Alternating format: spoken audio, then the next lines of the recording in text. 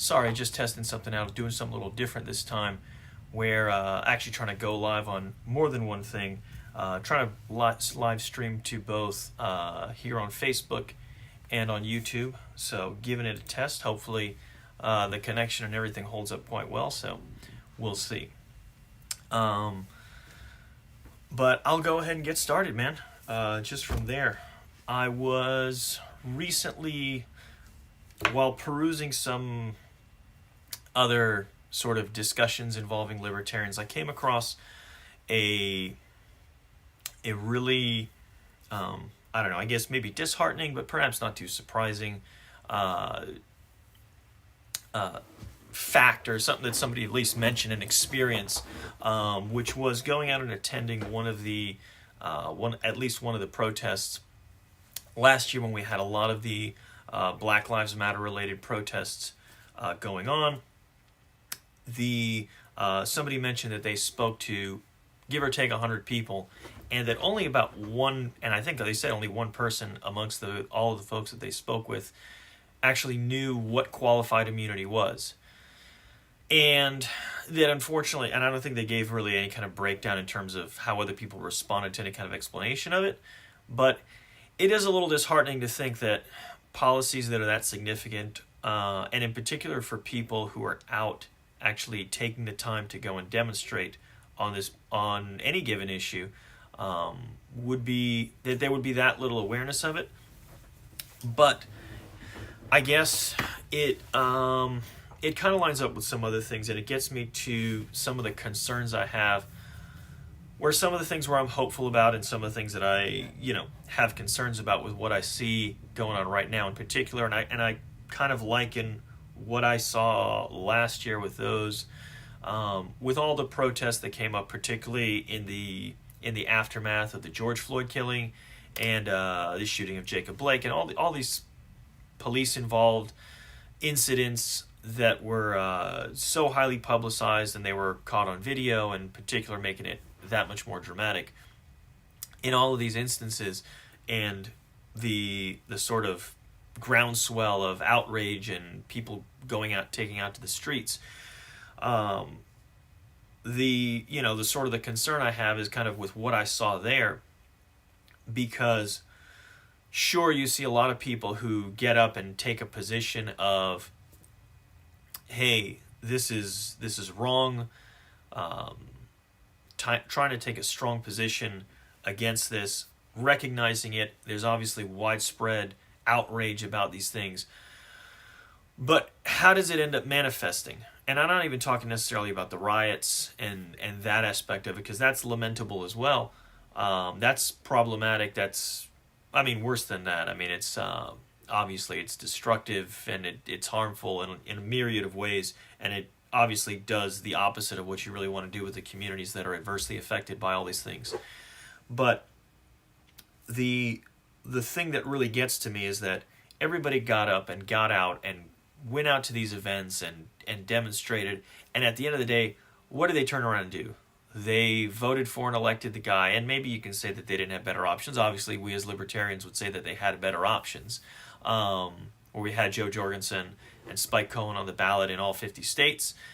So we could say that everybody had a choice, but they chose to stick with the top two, the two old parties, and given that choice, they went ahead still after all this stuff and decided to, elect to the highest office in the land, the guy who helped architect the 94 crime bill and, was a big supporter, big pusher of civil asset forfeiture and some of these other really bad policies, and has always been a guy who's been on the side of this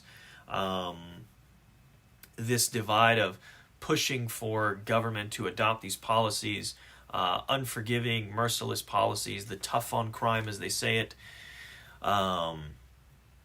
But again, it's crime as defined by just whatever the state wants to prohibit. It's not defined in any substantive or meaningful or moral way. We're not fixated on violating people's rights. It's the old adage that we repeat here. I don't know how much we get it from other folks outside of the libertarian movement, the libertarian party and whatnot, but no victim, no crime. And there are so many laws that we have that create these opportunities for police to have these negative interactions with people, and so much of this that's been built up by the establishment, and in particular, Joe Biden has been a guy who has really pushed those policies throughout his career, a very, very long career that spans something like 20% of American history, which if you think about it is pretty staggering. The country's been around for almost 2.5 centuries, and this guy's been in D.C. Don't blame me either. Has been in that position for that long, and yet, and doing this kind of stuff, yet he got elected at a time when, this was the big issue of the day, or at least a big issue of the day amongst the people you would assume most likely are the ones that were a big constituency that voted for him. Term limits, I'm reticent on pushing it only because we haven't seen it necessarily materialize to that much better result, where states have imposed term limits on legislators. And, really, I think at the end of the day, the solution has to come from the voters. The voters are really who should be limiting it. The problem isn't that, Nancy Pelosi and all these people can just keep running and keep running and keep running. Because if you got rid of them, the same voters who keep reelecting them, who do you think they would elect next? I mean, maybe they'd be better, but it's not a guarantee. We should have them swear an oath to uphold and defend the Constitution. I think that's one of those things that is just something as simple as that. And it's part of why I'm a little more hesitant with a lot of the discussion that people talk about today about sort of breaking up the union in very, a lot of different terms, but that's a discussion a lot of people like to engage in lately. And from my standpoint, I still see value in the Constitution, even as much as it is disregarded by the people in our federal government. I think that it's important in the sense that it does still create some sort of barrier and limiting to slow down the progress of what we've seen government doing. I think if we didn't have that in place, or put it a different way, there's something I've heard repeated a few times from among other libertarian folks, which was that if we got rid of the government we had today, and now that's not a terrible one, but if we got rid of the government we had today, and we had the same culture that we had today, the same culture would create the same government tomorrow. And I disagree with that. I think it would be much, much worse if we were starting from scratch tomorrow. I do think that the Constitution has, and particularly the Bill of Rights, has served to somewhat slow or inhibit the expansion of government, not to the extent that obviously we would like, not to the extent that it should. But again, it can't do anything on its own. It's just a piece of paper with words on it. It does require human action to sort of hold these people, I don't want to just say accountable, but to stand in the way of them doing this stuff. So I think that but it is a good framework, because while we can talk about in terms of, really understanding individual rights, life, liberty, property, and these kind of concepts of really where does everything fall into that, that's, I don't want to say necessarily esoteric, but it's not within the, the average person isn't focused on that stuff. They're not going to study that stuff. They're not going to have that same perspective on this stuff. But the average person can understand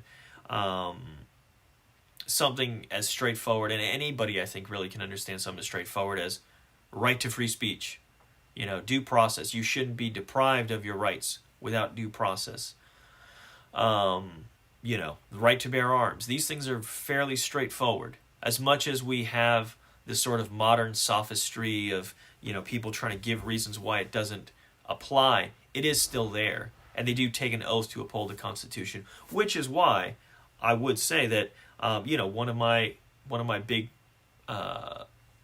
promises would simply be, as running for office, and if elected, would be to vote against, not just to vote against, but really to do everything I could to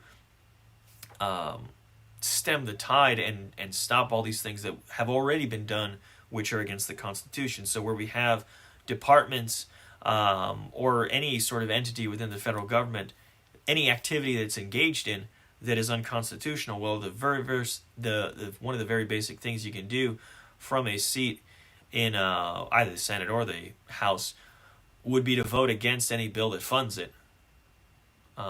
If they don't have money, they can't engage in unconstitutional activities.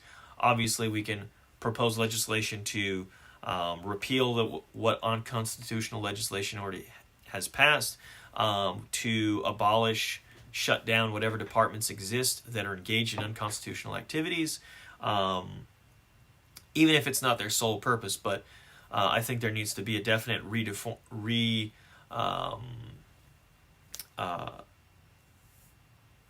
a restart, even if there were some legitimate functions, which is certainly questionable with a lot of them. So here's a nice straightforward question. Do you support or would you want to repeal the Patriot Act, and why? You'd repeal it because it is, again,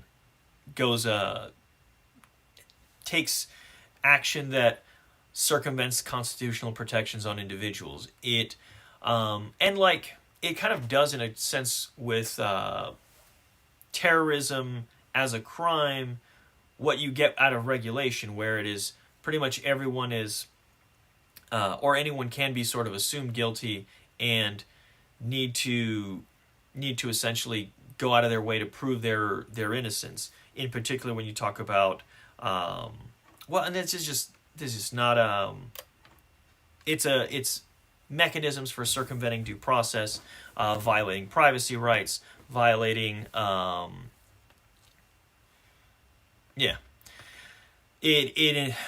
in addition to expanding government activities in these ways. But again, anything of this nature that needs to be done, kind of again, in terms of secret, the self-written warrants and stuff, is really kind of circumventing what we've known for many, many years and has been well established as the policies or the way that we conduct investigations or into people. Yeah, red flag laws and asset forfeiture are other great examples of things that should be done away with or not done. That is, again, one of the big pushes, and I want to, raise the, not the red flag up, but a different one for a particular warning, because one of the things I want to kind of make sure that I point out as much as I can here is that one of the big policies that is consistently pushed by our incumbent senator, a Republican, of course, is red flag laws. Marco Rubio has been proposing them since at least, 2018, 2019, every year in the U.S. Senate, and he's real proud of them and talking about how great they are, and he's very, very unabashed in this support for laws that violate a person's, an American's, Second Amendment right to keep and bear arms without due process by these sort of roundabout measures in the red flag laws, where somebody can just report or whatever, and it doesn't allow that person the opportunity to step in and have due process first. It's like even Trump said, take the guns first, due process second. And that's not the way the Constitution is. So put it to you this way. Going back to that original thing about taking the oath to uphold the Constitution, it would be one thing at least if these guys were as intellectually honest as like the prohibitionists 100 years ago, who at a bare minimum understood that the government didn't have the authority to go ahead and violate people's rights in this way. They didn't have the right to establish these policies and prohibit these things. They understood that if the government didn't have the power to do this, they had to actually pass a constitutional amendment. For some reason, since about that time, people have just kind of given up, for the most part, on bothering with constitutional amendments, and they just ignore the Constitution completely. So they'll pass these laws that'll, like in this case, violate due process and violate the Second Amendment, they'll do that, and they don't really see a need to do anything with the Constitution because they just figure, well, it doesn't really matter enough over here. And that goes for a bunch of these other examples as well. Asset forfeiture is another one, which is completely insane. And again, it tends to get, again, used on people who are the most vulnerable. Not necessarily the ones who have the most assets, because the folks who have the most assets also have the means usually to fight back against this sort of thing. But this is the sort of thing where they count on people not having the ability to stand up, and actually fight back in a legal way. And it tends to be with a lot of these policies. A lot of the things that are most abusive tend to be heaped onto the folks that are the most vulnerable, the most at risk, the most vulnerable. Let's just say it. Raise the white flag on the war on drugs. This is another one I'll say to no end. The kind of harm that these policies do in a million different ways can't really be overstated. And between criminalizing and destroying the lives directly of people who haven't violated anyone else's right, haven't committed a violent act, to the conditions that are created particularly in poor, marginalized communities, which is where organized crime always inevitably sets up, becomes ground zero for turf wars, because that's how people get market share in a black market. They don't get it by the way it happens in a free market where somebody offers a better product or a lower price. It happens quite differently. And so that creates the conditions that we see today in so many communities that are adversely affected by it. And it's nothing new. Oh, and the other thing, two other things, which is, number one, it doesn't solve the problem, or it doesn't even mitigate the problem, because you end up still having tons of drug abuse. You still end up having, and I would say not only does it fail to even mitigate, much less solve the problem, but it also even exacerbates the problem, because it creates the incentives to create more potent drugs, stuff that can get people just as messed up, or just as many people messed up, but in smaller form, because something smaller is easier to smuggle. And so we've created an incentive for more potent drugs. And again, this has been going on for decades and decades. Milton Friedman talked about this, and I remember in particular saying that, it's quite likely that crack would have never been invented had we not been, trying to interdict cocaine. And it may sound very wild and strange to people to say, well, we should legalize all these other substances, because it's become very politically acceptable, or at least normalized, to say, even if a lot of people disagree with it, still, but to decriminalize marijuana. But again, really, we need to reorient ourselves and understand that it's not simply a question of whether this substance is good or bad. That question is not a question for government to answer. It's not a question for society as a whole to answer. It is a question where whether an individual has the right to decide, and whether government has legitimate standing to intercede in there. And not only does government, whether or not the question of, even if somebody, put it to you differently, even if somebody disregards that question, the whole screw your freedoms kind of mentality, even if you take that perspective on it, you still have to answer the question, well, is it doing anything good? And here's what I would contend is that, and what I observe is that, in general, when we disregard those principles and we disregard that stuff about individual rights, you end up with a situation where you're not going to do any good, where you're going to end up doing more harm than good, if you do any good at all. And it's certainly what we see with the drug war, where things only get worse, new drugs come out that are even more harmful, and it just escalates and escalates, along with all the innocent people caught in the crossfire. And there's countless examples of it, and it's important for us to, particularly those of us who don't live in those communities, but are active politically and try to engage, it's really important for us to understand that we see these names flash by on the news, and maybe we hear statistics every now and again about how bad it is. But it's really important to remember that those are all real people having their lives destroyed, whether they're getting caught in the crossfire of a drug war, they're getting,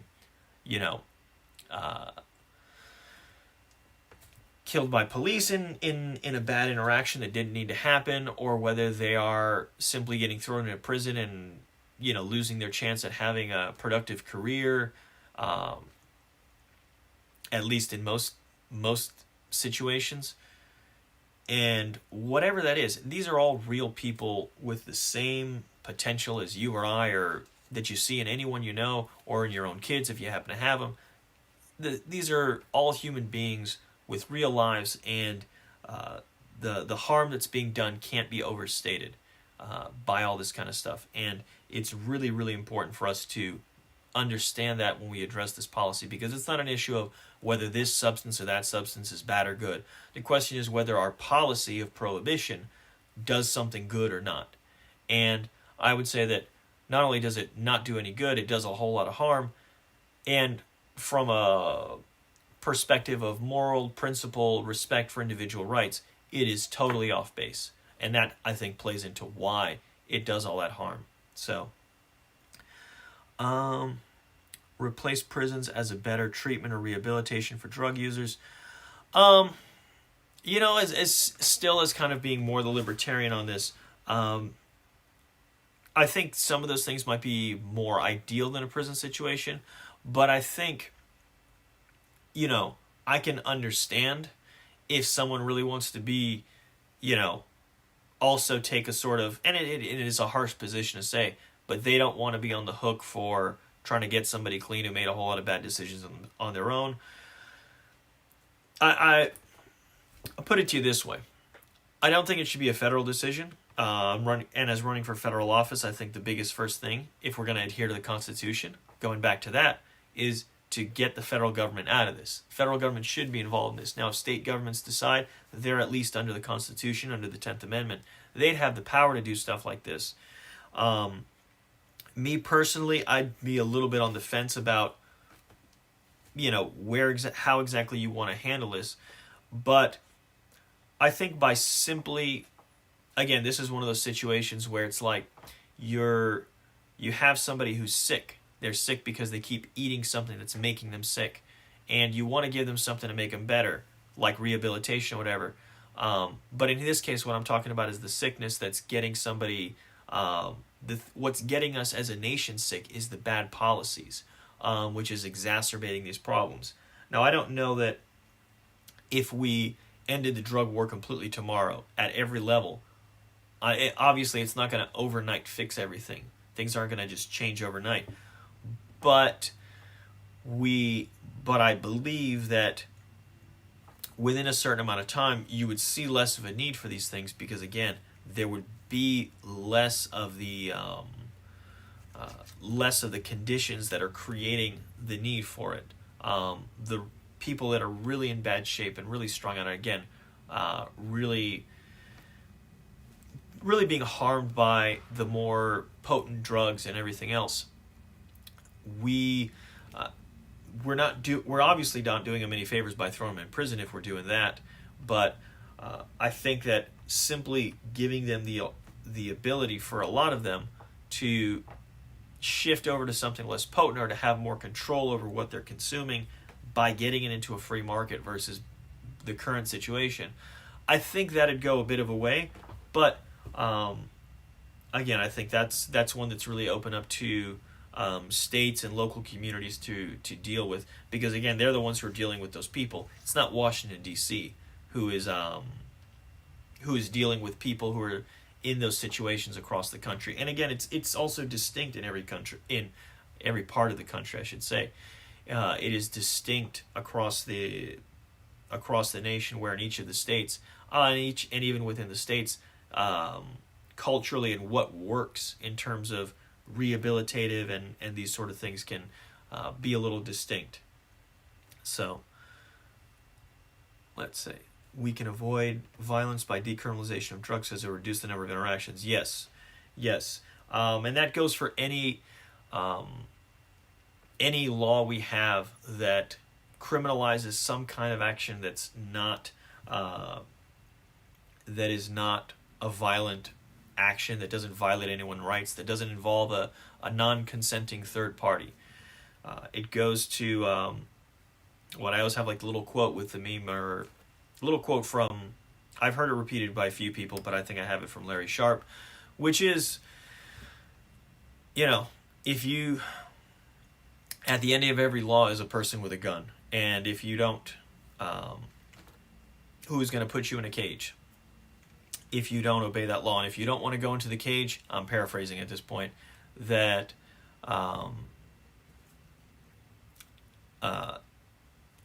that if you don't want to go ahead and go to the cage, they will shoot you. It's important for us to understand that any law we pass, anything we try to prohibit, regulate, or criminalize, has the potential to become a fatal interaction with police. The potential. I mean, Eric Garner was strangled to death on the street over selling loose cigarettes. Okay, I think people, I recall it was a few months back, there was a video, and I don't remember all the details of it, but I believe it was in Ocean City, Maryland. It was like a 17-year-old getting tased over vaping or something. But I know it was related to vaping, and that reminds me of, again, Democrats in the U.S. House passing legislation to kind of go against, to kind of really go after vaping. Which, again, is just another one of these things which is, again, government overstepping and creating a situation where it's just going to create more harm by pushing more of it to the black market and creating more dangerous substances, creating and more opportunities for these violent interactions with police. So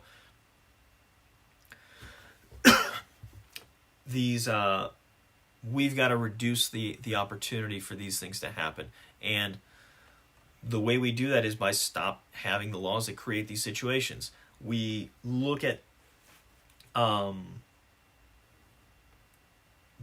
one of these, or flip it around and go the other way. When you talk about, or what's the quote again? I don't know if this was Bastiat or who else I've heard repeated, but they say the best way to make the law respected is to make the laws respectable. If all your laws are focused on things where you actually have violations of right, don't murder, don't steal, no kidnapping, etc., etc., etc., then you tend to not run into all these issues. You tend to not have this conflict with communities, because the only thing police are coming in to do is actually to protect innocent people from violence.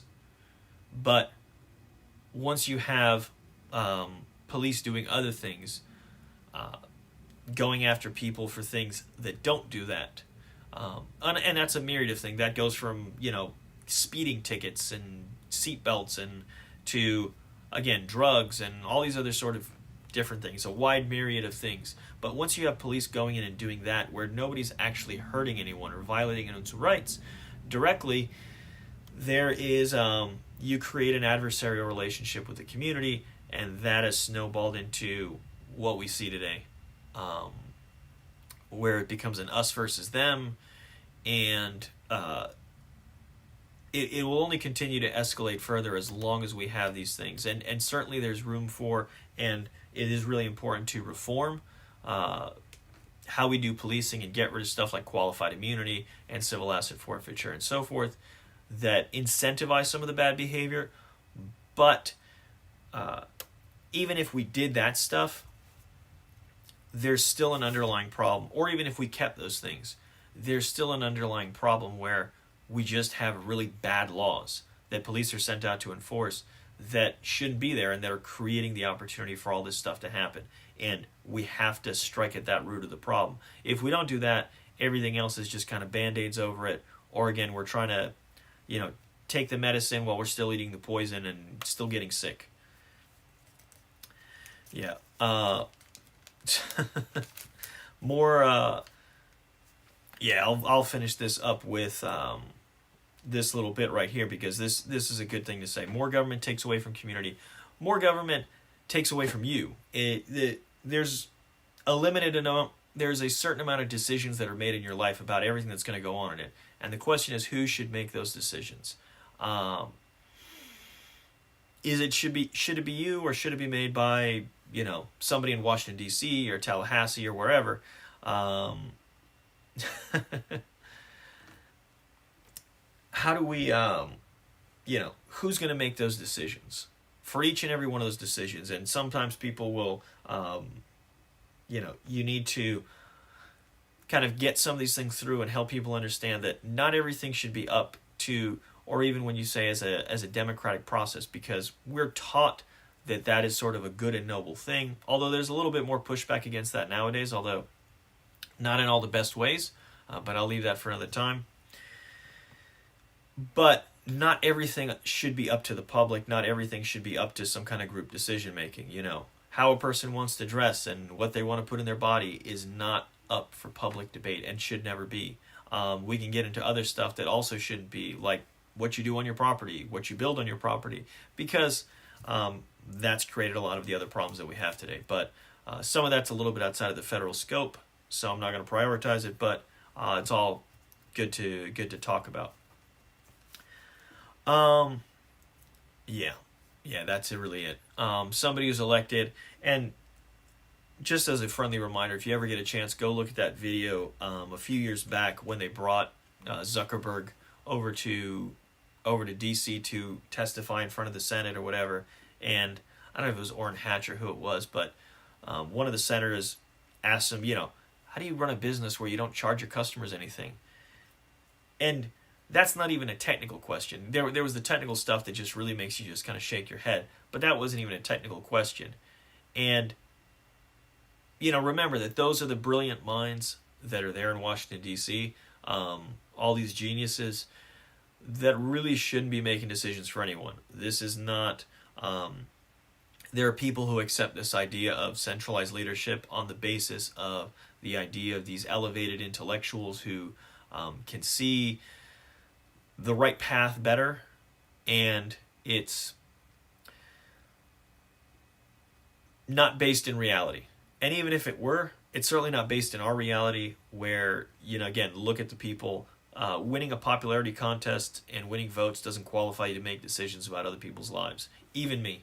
So even if it's me, the virtue and what I try to offer up is that I recognize that it's not for me to make those decisions. I recognize that and the harm that's come from people there making those decisions. And so it's time to dismantle and get away from that. And we can't do that with the same people in power. That, again, goes back to what I was originally talking about with Biden getting elected after this massive movement against police abuses and for criminal justice reform. And they elected the guy who's completely the opposite of that. So and that's kind of my concern again here, is that I'm hopeful to see with the movement, people standing up against all the kind of the vaccine mandates and everything else. I see a lot of positive action in terms of all the people standing up for it. But the question is, even if we stand up for it and we have our voices heard and we're able to beat this thing down, what's going to happen if we keep electing the same guys? We keep electing the same two parties who've been doing the same things and have built up the system that exists today and that allowed all this to happen. What's going to happen? We're going to get this. We're going to just see the same thing happen the next time there's another crisis. We can already see them trying to spin the wheels and now try to inch some of this over to talk about climate change as a crisis and as an immediate need. And they are looking for stuff, and these are they're going to remain those same opportunists. And if we continue to have those folks in power, and it may not end up being climate change if it's the Republicans, maybe it'll be another terrorist threat, or maybe it'll be something else, and it'll be another Patriot Act, who knows. But they are going to, we keep those same folks in power, they are going to continue to do the same thing of trying to leverage crisis and fear to expand government power, violate individual rights, and we're going to continue down this path. So That's why I think it's so important and necessary for us to support the alternatives. And so that's part of why I ask you guys for support as well. And I hope not just folks watching over here. Yeah, crisis at the border, crisis at the border. We were talking about the drug war, and certainly there's people still, going off on all sort of different ways about that. Still looking at that as something to strike fear in people's hearts as well, to justify all this great harm that the government's doing. And it's important for us to stand against it, and not only stand against it, but to get rid of those people who are going to keep doing it. We've got to choose an alternative, and I'm trying to offer that. So again, that's why I ask you guys for your support, and I will continue to do so. Yeah, there's another one. And I will hopefully continue to do so. So thank you guys. And anybody watching here to the end, also, next Monday, Lakeland, I'm going to try and put on the, share it again on the page over here, but Polk County LP meeting, I'm going to be there talking a little bit. So if you're in Central Florida, or and perhaps if you're in Central Florida more to the west side, but although it's not too far west, come join me. All right. Thank you guys, and I'll talk to you guys. I guess it's this is Thursday, so it'll be next week. All right.